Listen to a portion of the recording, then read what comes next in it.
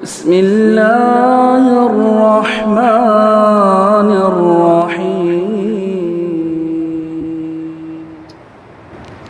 السلام عليكم ورحمة الله وبركاته. الحمد لله رب العالمين والصلاة والسلام على خير خلقه محمد وآله وأصحابه أجمعين ومن تبعهم بإحسان إلى يوم الدين. أما بعد، قال النبي صلى الله عليه وسلم أن الهجرة تهدم ما كان قبلها او كما قال علیہ الصلاۃ والسلام. سامعین کرام، گزشتہ درس کے اندر میں نے قرآنی آیات کے ذریعے سے ہجرت کی فضیلت اور اس کی اہمیت کے تعلق سے بہت ساری باتیں آپ کے سامنے رکھی تھیں. آج کے درس میں میں آپ کے سامنے حدیث طیبہ کے ذریعے سے بتانے کی کوشش کروں گا کہ ہجرت کا کیا مقام ہے، اس کی کیا فضیلت ہے، اس کی کیا اہمیت ہے. ہجرت کی فضیلت یہ ہے کہ اللہ سبحانہ و تعالی اس کے برکت سے انسان کے تمام گناہوں کو معاف کر دیتا ہے. جس طریقے سے اسلام لانے سے انسان کے تمام گناہ معاف کر دیے جاتے ہیں، اسی طریقے سے اللہ سبحانہ و تعالی ہجرت کی برکت سے اس کے تمام سیئات کو، تمام خطاؤں کو درگزر کر دیتا ہے، معاف کر دیتا ہے. حضرت عمرو بن عاص رضی اللہ تعالی عنہ کا بیان ہے کہ فرماتے ہیں کہ میں نے اسلام لانے کا ارادہ کیا، یعنی میں اسلام سے قریب ہوتا گیا اور میں نے سوچا کہ میں نبی کریم صلی اللہ علیہ وسلم کے ہاتھ پہ بیعت کروں. چنانچہ میں نبی کریم صلی اللہ علیہ وسلم کے پاس گیا اور آپ کے ہاتھ پر بیعت کرنے کی اجازت مانگی. آپ صلی اللہ علیہ وسلم نے اپنا ہاتھ بڑھایا. جب آپ نے اپنا ہاتھ بڑھایا تو میں نے اپنا ہاتھ کھینچ لیا. رسول اکرم صلی اللہ علیہ وسلم نے فرمایا کہ یہ کیا ماجرا ہے، بیعت کرنے کا اصرار کر رہے تھے اور اب ہاتھ کھینچ رہے ہو.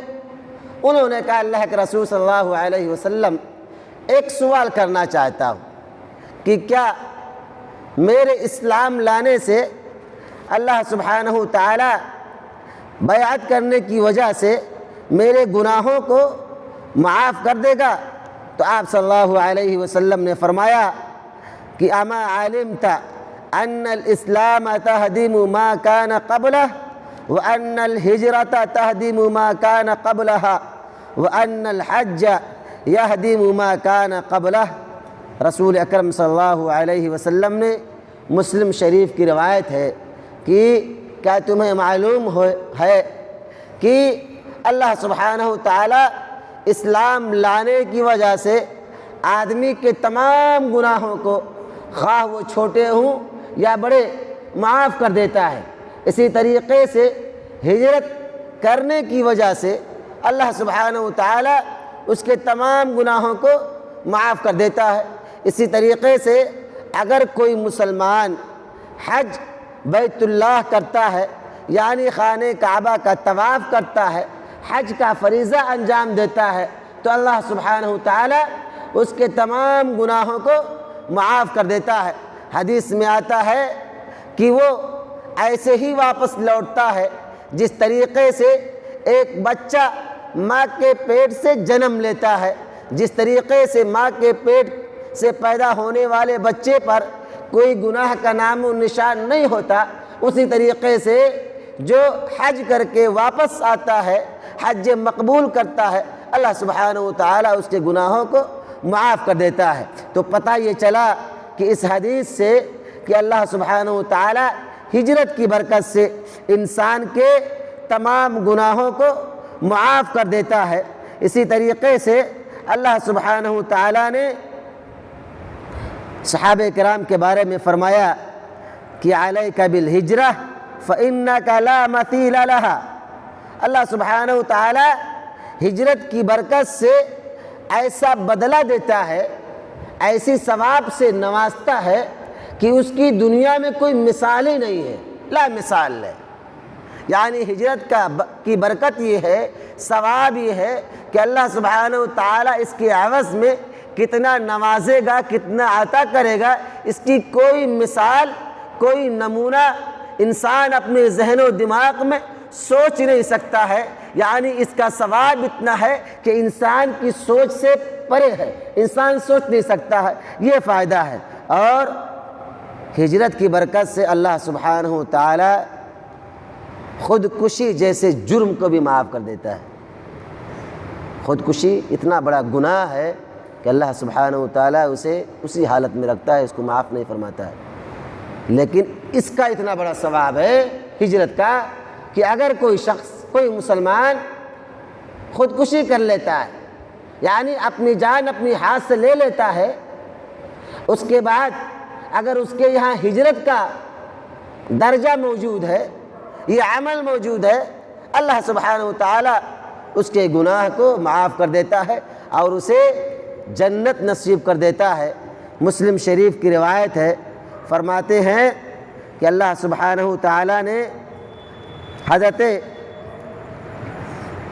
جابر رضی اللہ تعالیٰ عنہ کا بیان ہے کہ ایک مرتبہ حضرت طفیل بن عمر الدوسی رضی اللہ تعالیٰ عنہ رسول اکرم صلی اللہ علیہ وسلم کی خدمت میں حاضر ہوئے اور انہوں نے اپنا واقعہ بیان کیا کہ میرے ساتھ میرے علاقے کا ایک آدمی اسلام لے آیا اور میرے ساتھ ہجرت کر کے وہ بھی مکہ سے مدینہ تشریف لے آیا، لیکن مدینہ کی آب و ہوا اسے راست نہیں آئی، پسند نہیں آئی، چنانچہ وہ بیمار رہنے لگا، پریشان رہنے لگا، اور پریشانی اس حد تک بڑھ گئی کہ اس نے پریشانی کی تاب کو برداشت نہ کر سکا اور اس نے اپنے ہاتھ کے پوروں کو، انگلیوں کو کاٹ لیا چاقو سے۔ جب کاٹ لیا تو خون اتنا بہے کہ اسی میں اس کی وفات ہو گئی۔ چنانچہ بیان فرماتے ہیں کہ میں نے خواب میں دیکھا کہ وہ آدمی جنت کے اندر ہے اور بڑا خوبصورت لباس پہنے ہوئے ہے، یعنی تمام اعضاء و جوارح بڑے اچھے ہیں۔ میں نے خواب میں دیکھا کہ وہ جنت کے اندر موجود ہے، اللہ سبحانہ تعالیٰ نے اسے جنت کے اندر داخل کر دیا ہے، لیکن جس ہاتھ کو اس نے کاٹا تھا اس ہاتھ کو اللہ سبحانہ تعالیٰ نے ویسے ہی رکھا ہے، اور اس ہاتھ کو اس بندے نے، اس آدمی نے رومال سے، کپڑے سے ڈھک رکھا ہے۔ فرماتے ہیں کہ میں نے سوال کیا کہ ہاتھ پہ کپڑا کیوں ہے؟ اس نے کہا کہ ہاتھ پہ کپڑا اس لیے ہے کہ اللہ سبحانہ تعالیٰ نے مجھے تو معاف کر دیا، لیکن فرمایا کہ جس چیز کو تم نے خود بگاڑا ہے اسے میں ٹھیک نہیں کر سکتا، اسے میں ٹھیک نہیں کروں گا۔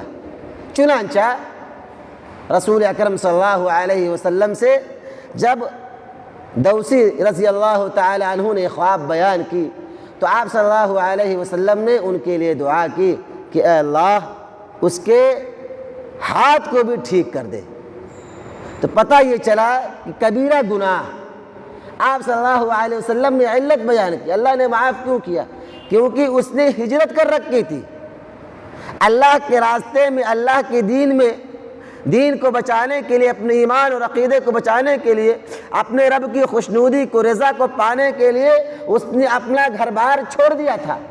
اس لیے اللہ سبحانہ تعالیٰ نے اس نے ہجرت کی وجہ سے، گرچہ خودکشی کبیرہ گناہ ہے، ناقابل معافی جرم ہے، لیکن اللہ نے ہجرت کی برکت سے اس کی اس غلطی کو، اس خطا کو معاف کر دیا اور جنت کے اندر داخل کر دیا۔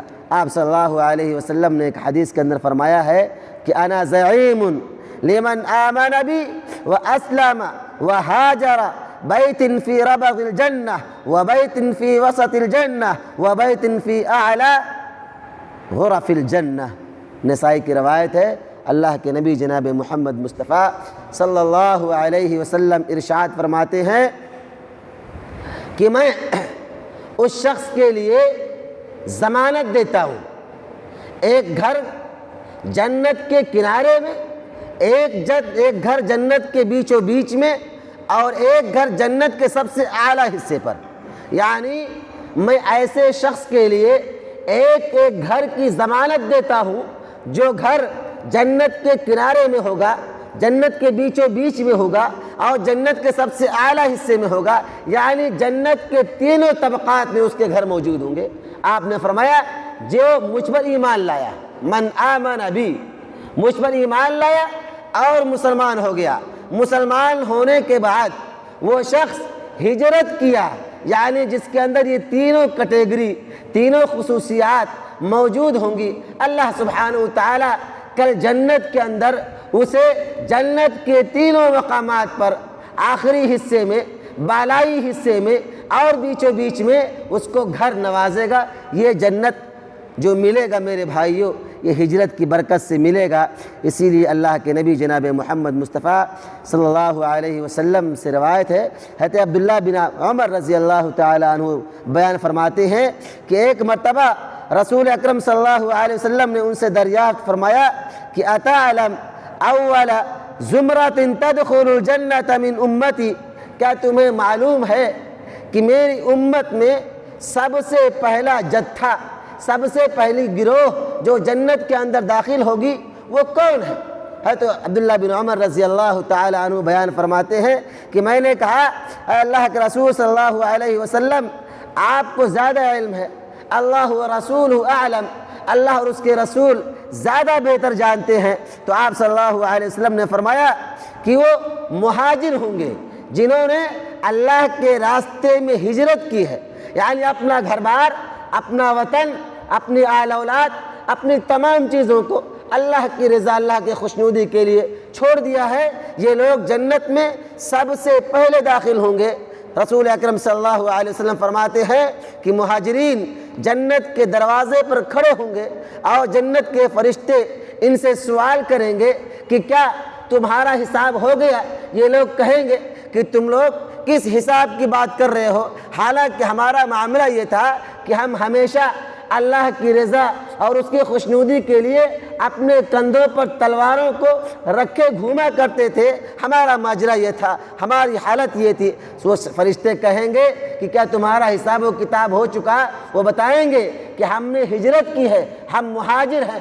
اللہ سبحانہ و تعالی فرشتوں کے ذریعے سے ان مہاجرین کو جنت کے اندر داخل فرما دے گا۔ اور دوسری روایت میں آتا ہے کہ اللہ کے نبی جناب محمد مصطفیٰ صلی اللہ علیہ وسلم فرماتے ہیں کہ غریب مہاجرین اور امیر مہاجرین، وہ مہاجرین جو غربت کے شکار، جو کمزور تھے، جو نحیف تھے، اور وہ مہاجرین جو مالدار تھے، طاقتور تھے، ان دونوں کے درمیان فرماتے ہیں کہ اللہ سبحانہ و تعالی کمزور مہاجرین کو مضبوط مہاجرین کے بدلے 500 سال پہلے جنت میں داخل فرمائے گا۔ یہ ثواب ہے میرے بھائیوں ہجرت کا، یہ ثواب ہے اللہ کی خوشنودی کے لیے، اپنے دین اور اپنے ایمان کی حفاظت کے لیے اپنے گھروں کو چھوڑنے کا۔